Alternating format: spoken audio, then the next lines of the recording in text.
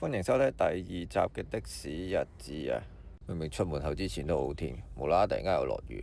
好彩架車泊得近啫，如果唔係又要返屋企攞遮。好，開工啦，而家就7:12左右。咁啊，睇個交通情況暫時好正常啦，暑假都未特別塞車嘅。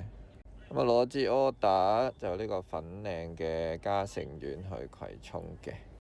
嘉誠苑就即係嘉福邨嗰度咯，咁聯和去過去其實都有啲遠嘅，咁都係經工廠區行返馬會道，向住華明村方向過去啦，沿住百和路嗰度，真係好憎落雨啊！一落雨呢，仲要返工時間，出邊實撞到亂晒大龍啊！唉，希望大步攬過啦。嚟到呢度就欣盛苑對出啦，咁啊前邊就係鳳迎仙館啦，唔知大家有冇聽過？咁啊前邊迴旋處，咁我哋就入嘉福邨嗰個方向，咁啊就係 OK 店嗰個門口度等佢。咁啊上咗客啦，咁我客人就話趕時間嘅，咁我哋就行大欖隧道出去葵涌嘅貨櫃碼頭路嘅。有時啲客都會問嘅，邊度唔塞啊？行嗰度啦，咁呢一刻唔塞咯。有時你唔好彩起上嚟，你上咗行咗嗰條路之後，佢前面撞咗，都一啲都唔出奇啊！如果真係咁黑嘅話，就真係冇辦法。其實點解成日都撞車？其實香港人揸車呢都幾急躁，同埋跟車個距離呢普遍都係好近嘅。我自己都揸咗10年車啦，即係香港有揸，喺日本有揸，台灣都有揸過。個感覺就係香港個駕駛態度係差啲嘅。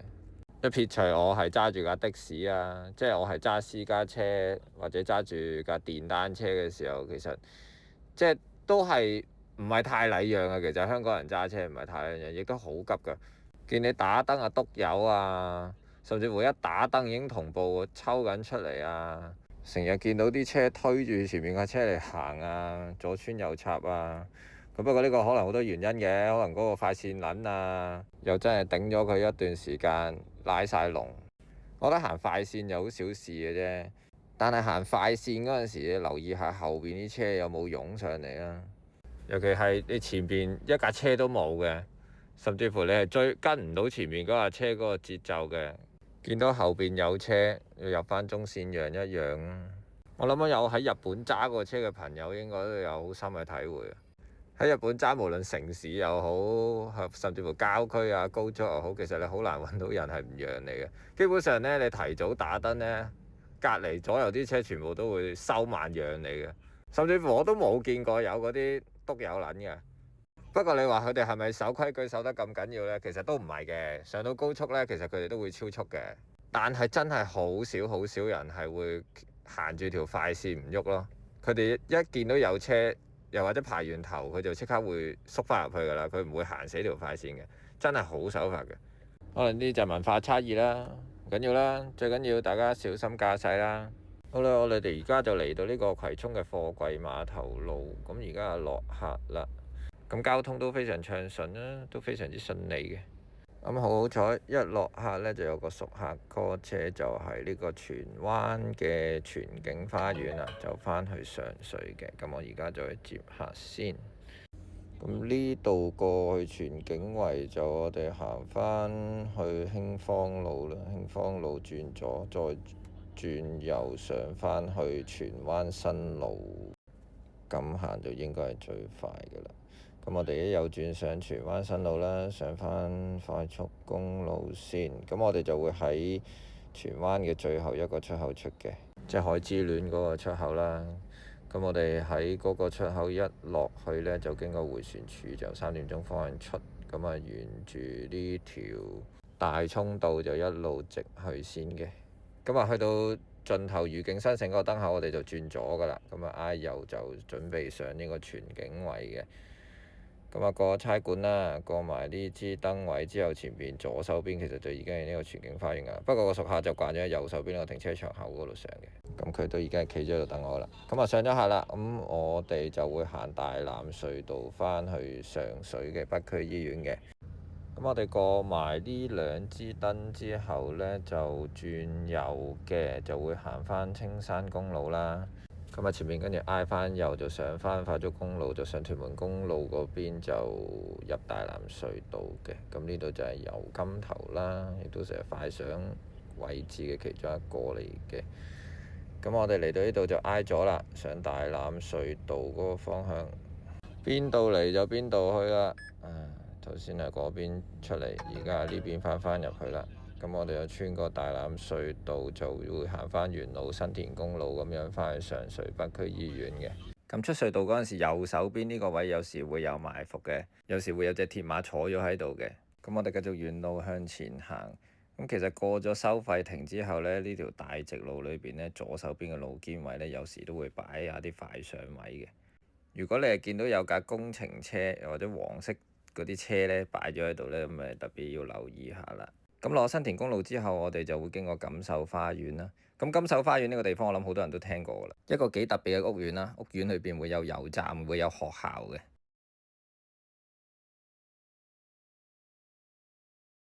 如果你未試過揸車入去，又或者你好少入去嘅話呢，入邊呢好似迷宮咁嘅，都有啲複雜。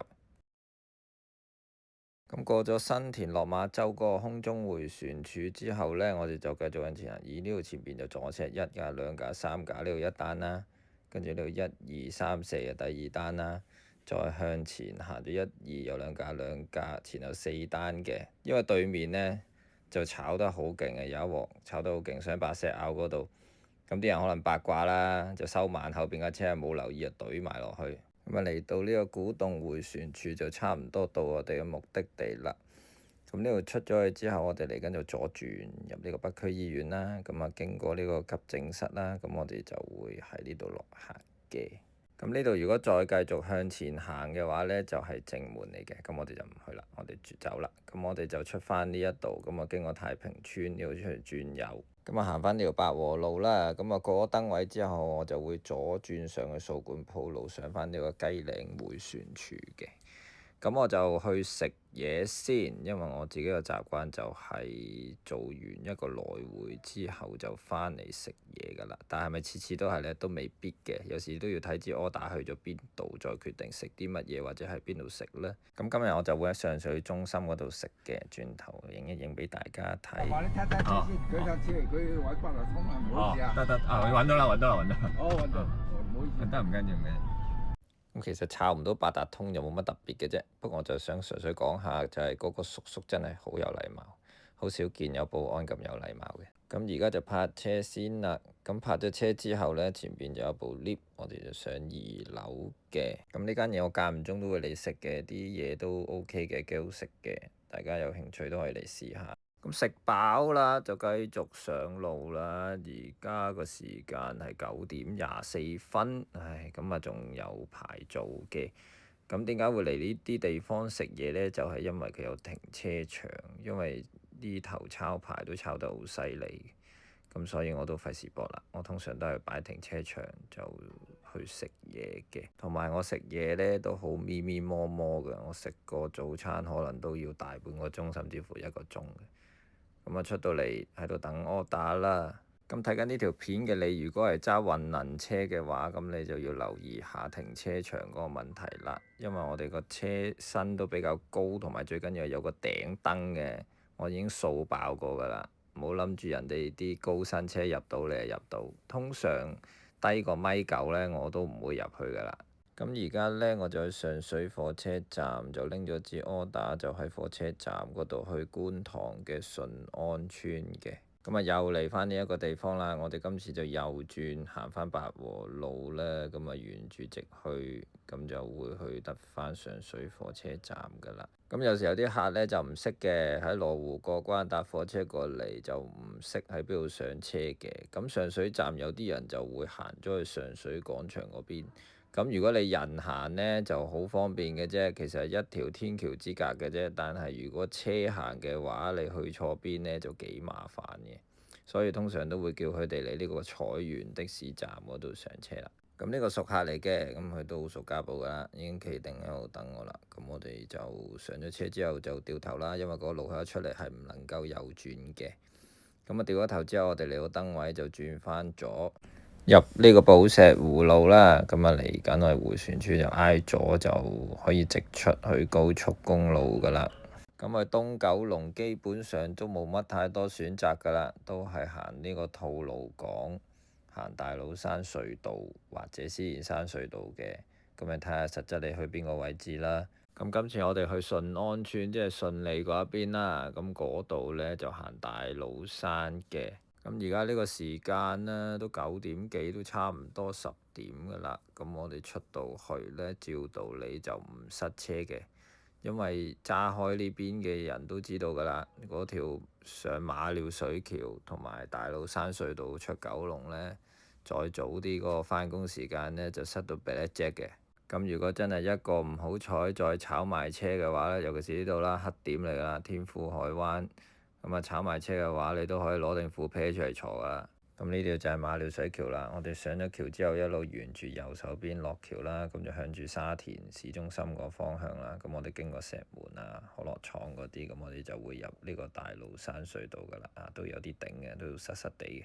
咁因為都好頂下，我喺呢度都頂咗7分8分鐘啊，咁我就將個速度就再加快幾倍，係啦，咁啊終於頂下頂下，終於頂到入個隧道度啦。因為呢啲鐘數呢條隧道嘅使用量都幾高啦，出九龍嗰個方向，加上佢啲交匯處都幾多嘅，所以匯合嗰陣時呢都係咁頂下頂下頂下呢就塞車㗎啦。咁入咗嚟之後呢，通常都好暢通㗎啦，都唔會有啲咩特別㗎啦。咁直至到去出隧道呢，我哋陣間就會攞晒最左線，就挨左手邊第一個出口出去。咁啊落咗橋之後，我哋就會行呢個觀塘道啦，就唔需要上彩虹橋㗎啦。話嗰條彩虹橋都係日日都係咁精彩嘅。咁我哋就行左手邊，就會沿住清水灣道上。咁我哋就行新清嘅。咁如果轉左嘅話呢，就係舊清嚟嘅。咁啊，沿住新清一路直上啦，咁上到頂，咁我哋就攞翻左線，跟住之後嚟緊我哋第二個路口就要左轉入去噶啦，入去呢度就係順利啦。咁我哋轉咗右之後呢，成日就話喺右邊閘口落就得啦，呢個就係順安村閘口啦。咁我哋就喺度落客先。咁落咗客之後呢，我就趕去呢個鑽石山嘅富山村啦，即係富山道嗰度，咁都係熟客嚟嘅。咁我自己都唔係好熟路嘅啫，呢一頭，咁我都係開 Google Map 嘅啫。咁我哋經過呢個順利紀律部隊宿舍啦，右手邊，咁我哋轉翻左落翻呢個清水灣道，就沿路咁樣落翻去噶啦。咁啊，基本上同頭先上嚟嗰條路都係一樣嘅，不過就係變咗落斜方向啫。咁我哋一路落，咁啊經過呢個彩雲村對出啦，咁我哋一路直落。咁嚟到呢個位，望住左手邊呢個位呢，大家就要留意下啦。呢個就係快上位嚟嘅，就係流動嘅新清水灣道8號落斜。咁就我哋落翻龍翔道啦。咁我哋攞翻最左線，咁啊轉翻入呢個迴旋處，跟住我哋右轉呢，就會上去富山道噶啦。咁我哋再次經過呢個迴旋處啦，咁就第二個出口出，咁啊沿斜路一路直上，咁啊上到去過埋第2支燈位之後呢，我哋就會右轉嘅，見到右站嗰個位嗱，即係呢度啦。咁我哋就右轉再掉頭呢個位上行，行已經企咗喺度啦。咁呢度就係富山村啦。今次我哋都係去上水火車站嘅，揸的士就咁斜啦，一係就唔去，一係就成日去嘅同一個地方。咁啊落車啦，落翻去經過泳池就去翻頭先嗰個迴旋處啦。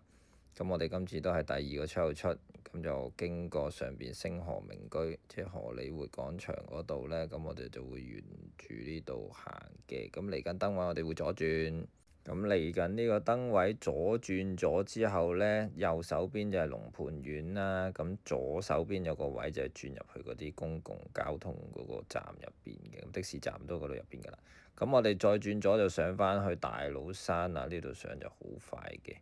咁我哋就沿住大老山一路向住上水方向奔啦。咁呢條大老山隧道都應該係算係香港最長嘅其中一條隧道嚟㗎啦。咁其餘大欖或者龍山其實都好長嘅嗰兩條，我唔知邊條長啲啦。咁啊出咗隧道之後呢，咁呢個位要留意下啦。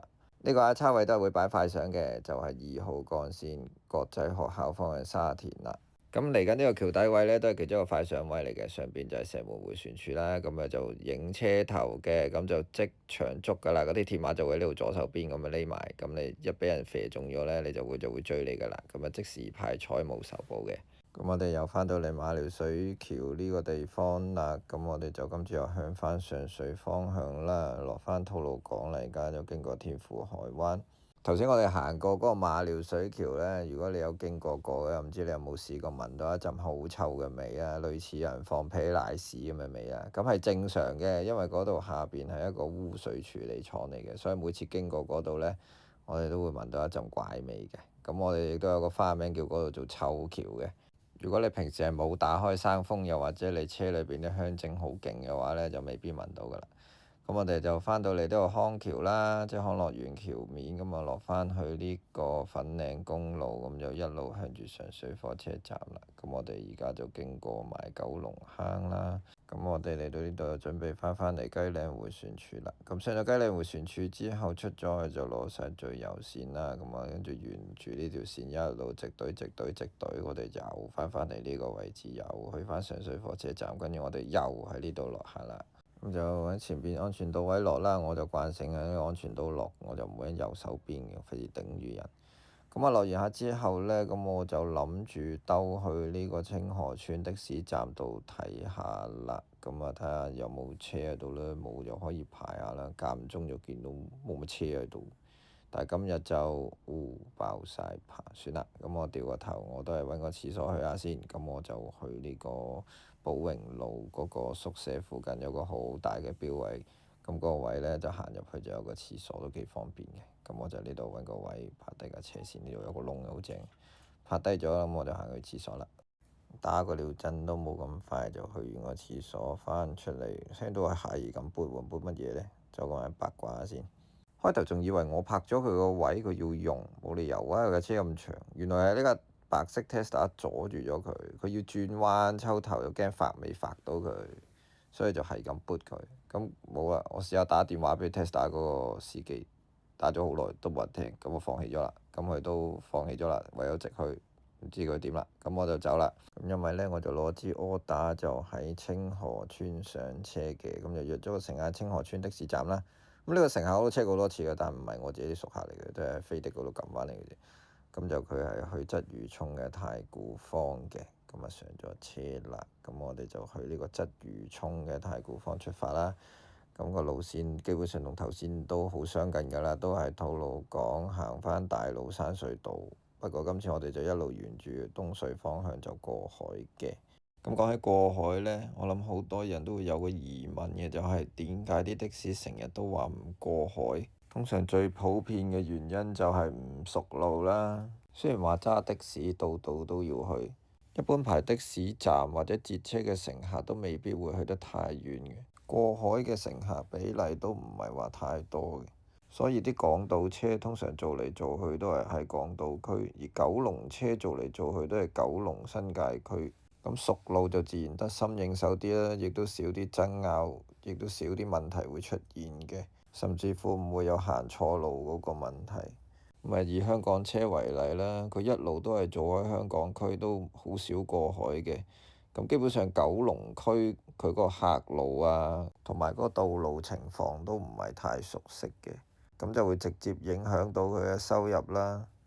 同埋最大嘅問題係佢唔知點樣返去香港嗰邊。可能你會話排的士站咪得咯，有啲過海的士站，但係有時候嗰啲過海的士站呢，排到水蛇春咁長，嗰啲客呢亦都唔係特別多，所以都唔知要排幾耐先可以成功返到過海。最壞嘅情況下就係自己俾25蚊隧道錢，吉車返去港島區咯。不過我諗而家唔過海呢個情況應該相對就會少咗好多㗎啦。其實以前科技又唔發達啦，又淨係可以睇地圖王，又冇 Apps，而家就變晒咯。一嚟好多人都係會用 Apps 啦，二嚟又有 Google Map 啦，三嚟就係因為過海呢嗰個回程隧道費呢又加咗，而家係25蚊，所以其實好多司機呢都好樂意過海嘅。正所謂錢到位就唔係問題啦。甚至乎有啲司機嘅做法都變咗㗎啦，有啲專係做過海，即係我哋叫做潛水艇啦。咁就每支旗都多25蚊，其實做落都幾和味嘅。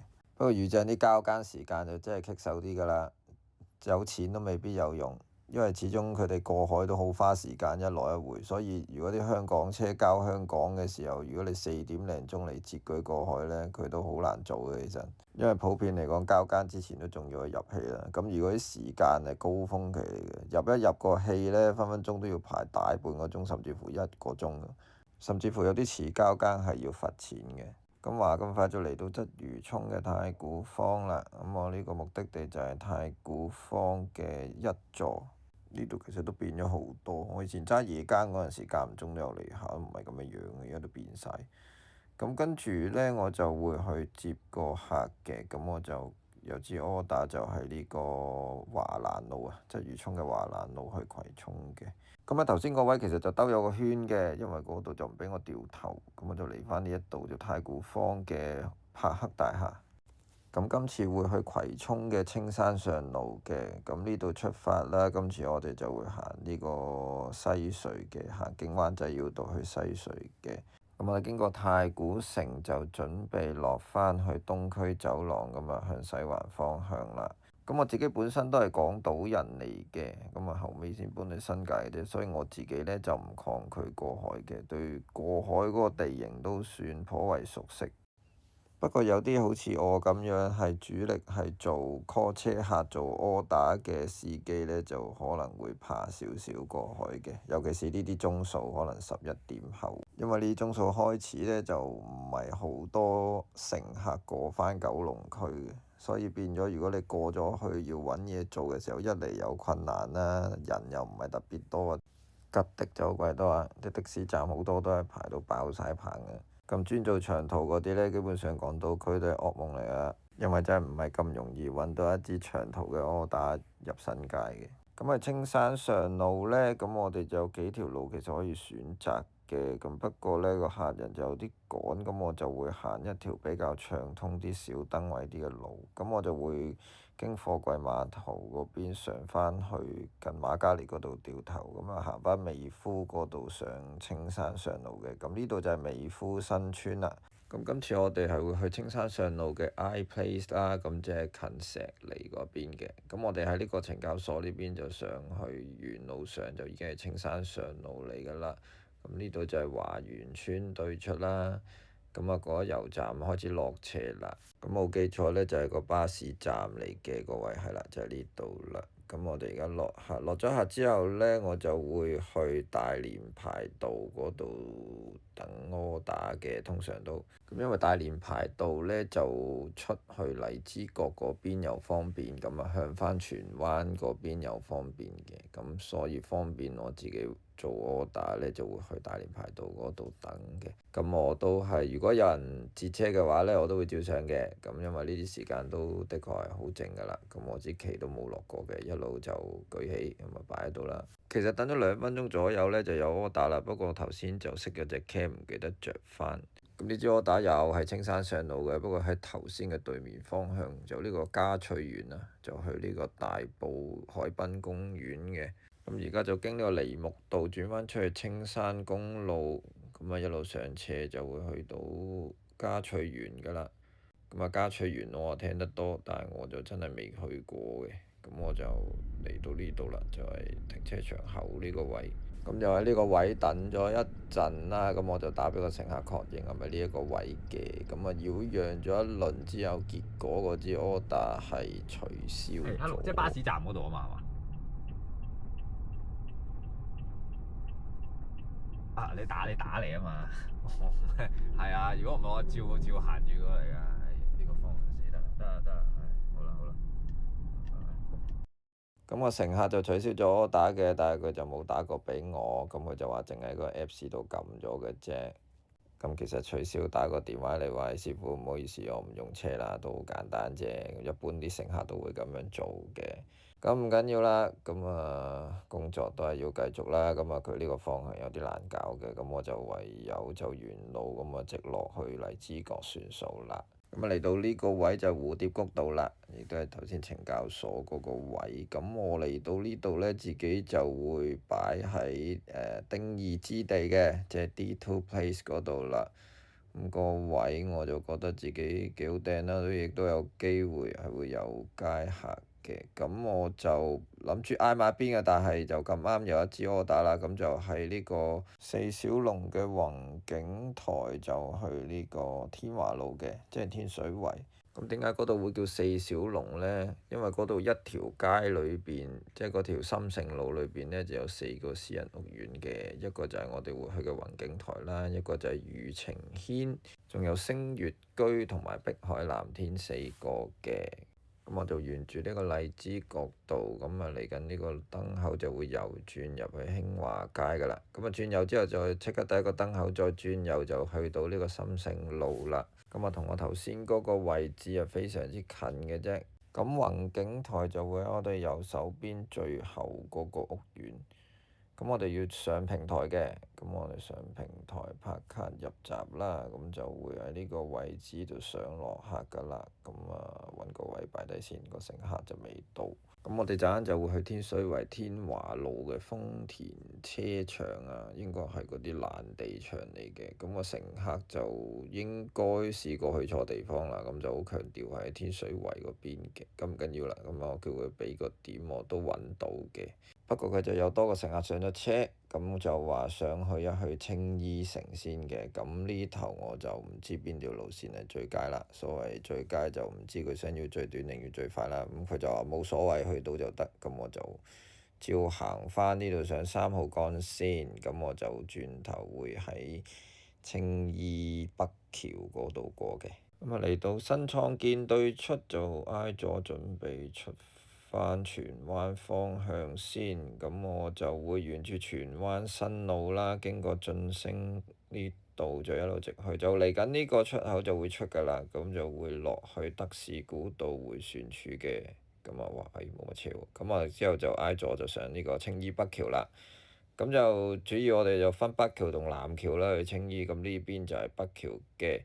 咁我哋呢度落呢，我自己就行呢個迴旋處，就經呢個長發村，就去青衣誠意旗嗰個落客區嘅。我自己嘅習慣就係咁啦。如果佢冇指定一個點嘅話，咁全邊轉左呢個位呢，就已經係青衣誠意旗㗎啦，即係麥當勞個位。咁有啲人會話，你其實可以喺迎翠半島，即係頭先喺橋口嗰個位嗰度轉上去。咁但係嗰個位其實我就唔係好識行，我驚行錯路啊，唔知去咗邊。咁啊，算啦，我就行返條穩陣啲嘅路線。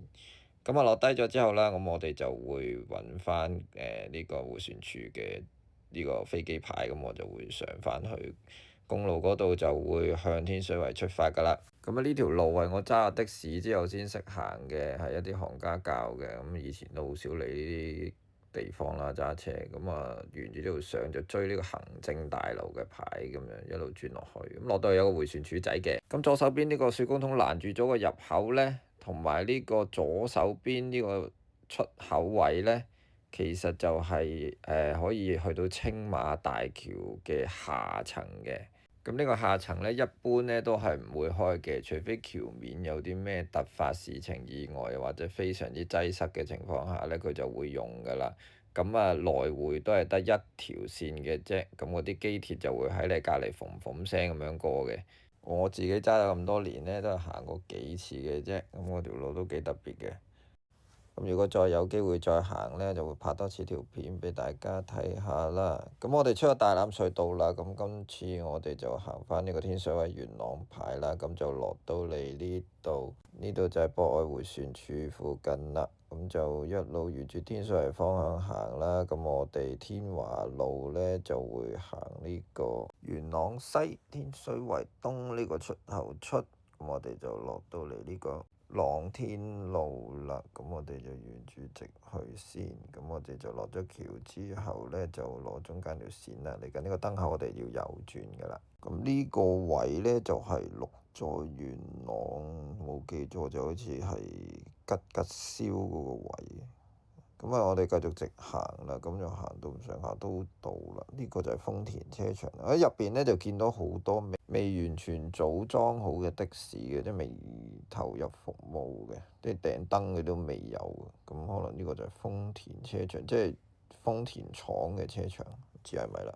咁嚟到天水圍啦，天水圍啲路段我就一般嘅啫，咁就有幾個位就熟嘅，咁呢度中間位我就麻麻地嘅。不過呢個方向呢，就好似係去到呢個 T Town 嘅，即係頌富天悅郵局嗰邊，咁我就向住呢度行先啦。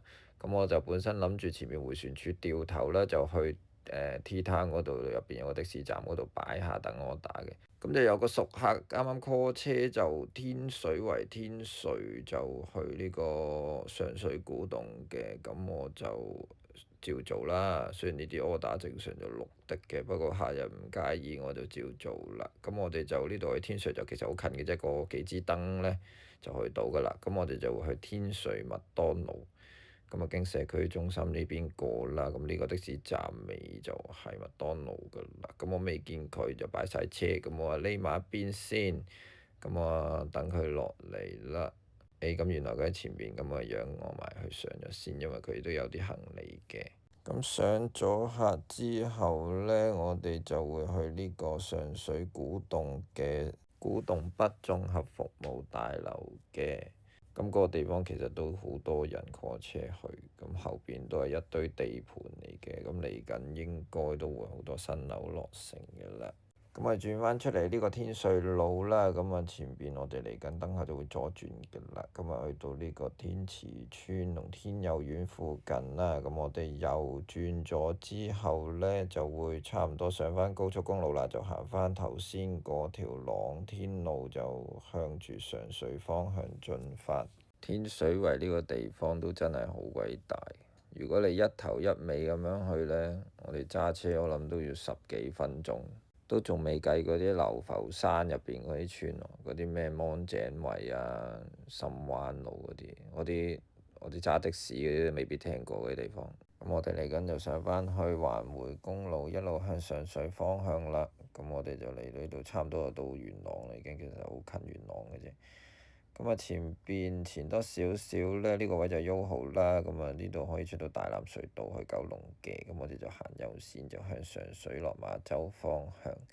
咁啊，呢度就係新田公路啦。咁我哋就經過返錦繡花園啦，跟住沿路一路就去上水古洞北綜合大樓咧，就應該就出返去新田，好似係黃巴站咁樣行嘅。係啦，咁今次我哋就會上呢個新田嘅迴旋處，咁啊落到嚟燈口就會右轉嘅，咁就會行返呢個青山公路洲頭段啦，咁亦都係洲頭村對出嗰條路啦。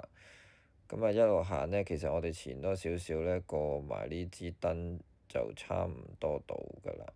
咁啊落埋呢個位，過埋聯生區左邊呢個路口，我哋入去，右手邊呢個就係啦。咁嚟到呢個位呢，我自己就會返上水嗰度就揾客嘅。咁呢度首先要掉返個頭先，咁都幾窄嘅呢度。咁啊掉咗個頭之後呢，我哋就轉右。轉完右之後呢，就前邊有個路口可以轉左落返去公路，咁我哋就可以好快去到上水啦。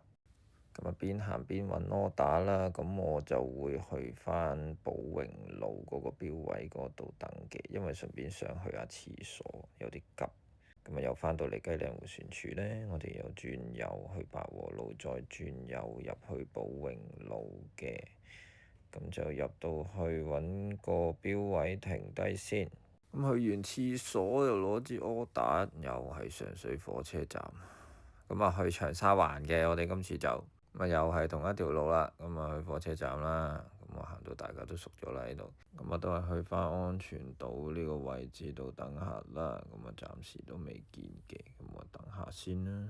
咁啊，其實都等咗一段時間嘅。咁我已經將我速度再加速咗幾倍、幾倍再幾倍㗎啦。咁啊，終於到啦。咁今次就係去呢個青山道福華街交界嘅。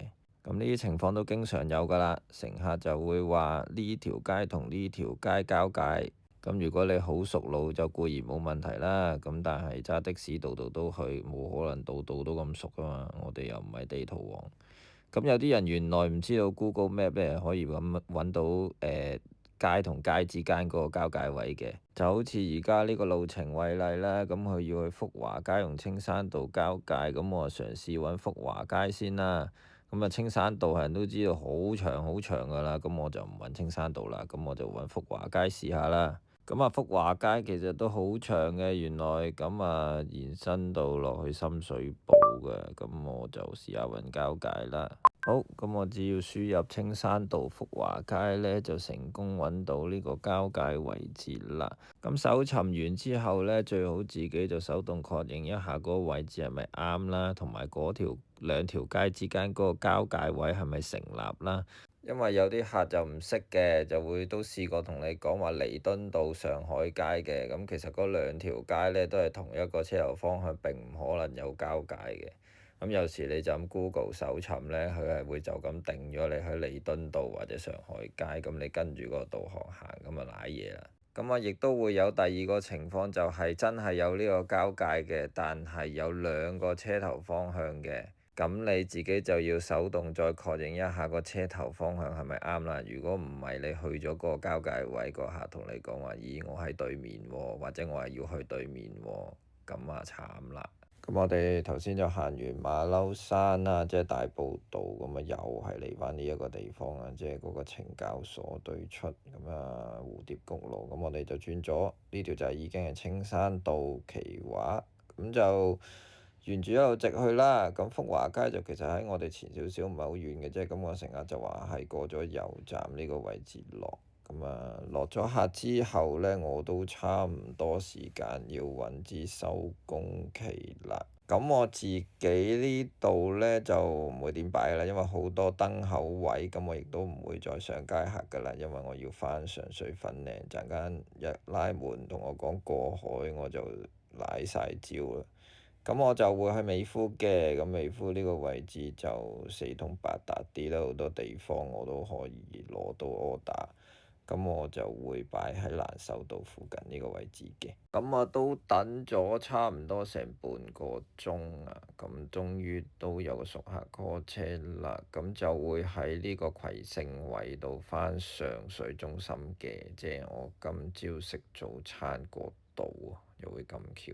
咁我呢啲住北區嘅呢，收工早更就係有啲困難嘅啦，要返去好多時有啲都係要吉車衝返去噶啦，因為真係唔係太多 order 可以返到入去嘅啫，又或者有啲就退而求其次咁啱，可能見到啲沙田都照做啦，咁就行咗一半先都好啦。